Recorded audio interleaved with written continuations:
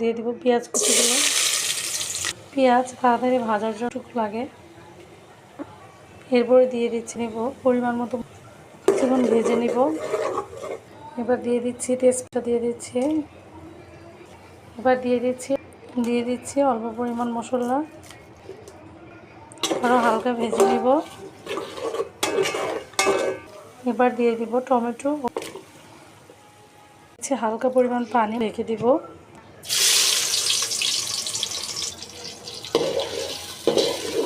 পেঁয়াজগুলো হালকা ভেজে নিব। দেখুন এই চুলায় মশলাটি কি সুন্দর কষানো হয়ে গিয়েছে। এখন আমি দিয়ে দিব আগে থেকে ভাজা মাংসগুলো। এবার ঢেকে দিব।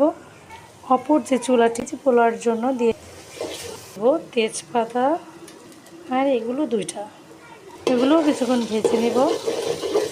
দিয়ে দিব মরিচের গুঁড়ো। এই মশলাটুকু সম্পূর্ণ দিয়ে দিই। পানিটা দিয়ে কষিয়ে জন্য ঢেকে দিব। অন্য চুলায় হয়ে গেছে। এবার আমি ঢাকনাটা তুলে নেব। দিয়ে দিব পরিমাণ মতো লবণ। বেশ কিছুক্ষণ হয়েছে চালটা। পরিমাণ মতো পানি। এবার ঢেকে দিবেন। এবার কি অবস্থা দেখো। আগে থেকে রান্না করা মাংসগুলো অল্প অল্প করে দেব এবং চুলার আঁচ মিডিয়াম লোতে রাখবো। মাংসগুলো সব দিয়ে দিচ্ছি, সবগুলো চালের সাথে মিশে যায়। এবার ঢেকে দিব।